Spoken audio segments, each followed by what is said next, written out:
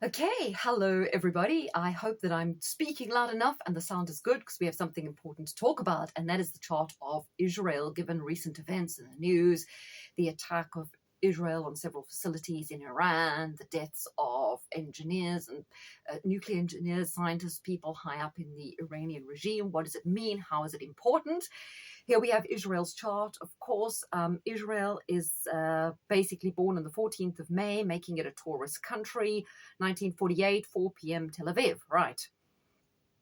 What's so important and intriguing about this chart is if you look at the position of Mars at 28 degrees of Leo in Israel's chart, Mars is transiting exactly on that point. So currently we have Mars on Israel's natal Mars on the 28th degree of Leo, and Uranus, which is in 28th degree of Taurus, is squaring that up. So you can see explosive events. I already did a vlog the other day talking about how Mars square Uranus in these two fixed signs is a result of a lot of the chaos we see from LA to Belfast to the Paris Saint-Germain riots in France, but this is much, much more significant, as you can see, triggering such an important part of Israel's chart.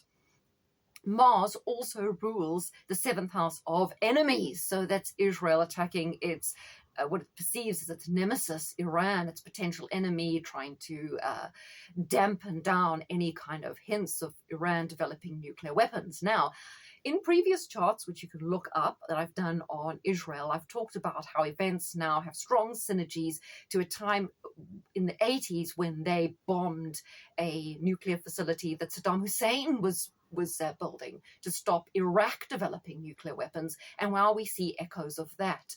So very, very significant. Now, also highly important is Israel has Cancer ruling their midheaven.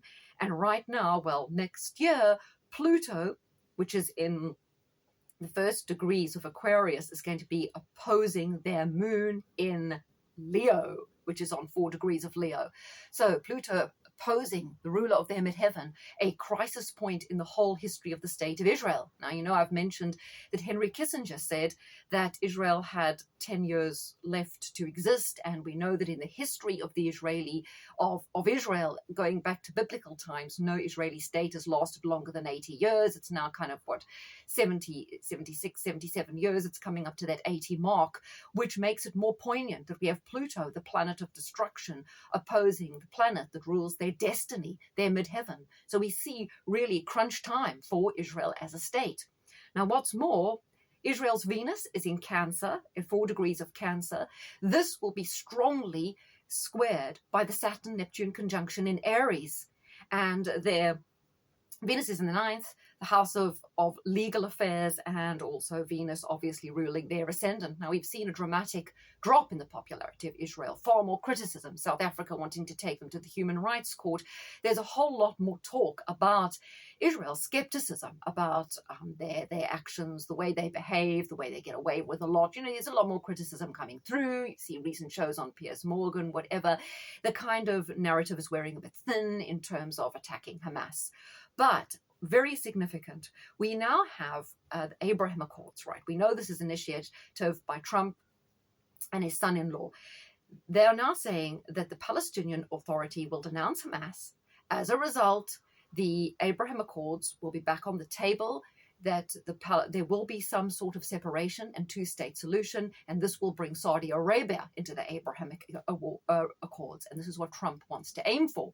Now, Trump, in sort of when people relate now to biblical prophecy, they've drawn analogies between Trump and the Prince of Peace, right?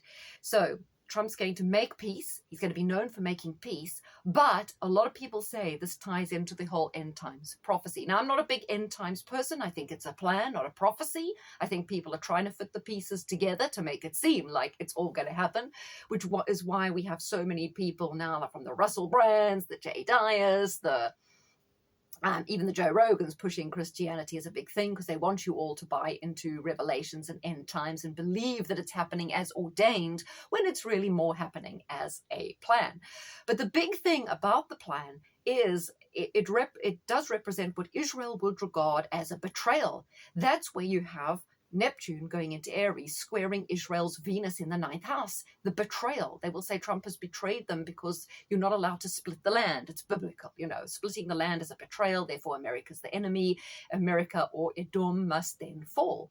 So a lot of what's happening now is also playing into the kind of end times prophecy regarding the fall of Edom, the fall of Rome, which is modern day America and the West. So will there be a war with Iran? Well, a lot of people have talked about it, and we know that people like Maya Tusi are massively amplified through Tommy Robinson and through outlets in the UK. A huge channel, made himself famous with Brexit, kind of got into the hearts of Brexiteers and nationalists and whatever. But he also pushes the narrative of, the Iran regime must fall, and there's a kind of government in waiting in the West, the sort of Pavlini sort of government in exile that must be brought in. So he's also kind of seeding in the minds of people in the West that it's a kind of good idea to get rid of the regime in Iran.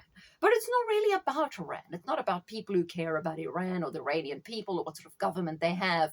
It's more about drawing in America into another war, which will lead to the destruction of America.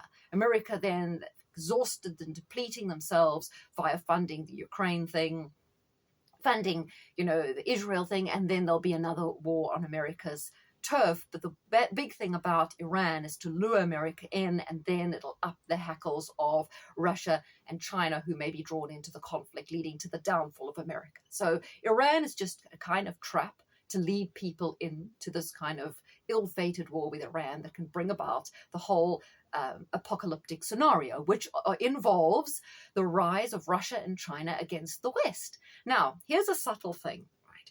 You get the people on the left who are pro-Palestine. So I'm thinking about the George Galloways.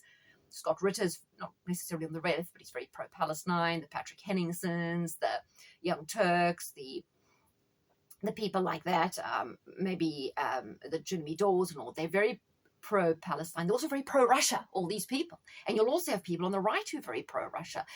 Alex Dugans, Alex Jones, a lot of people on that side, Jay Dyer, they all push Russia. What do they all have in common? Well, the pro-Russia people, I also include the Duran.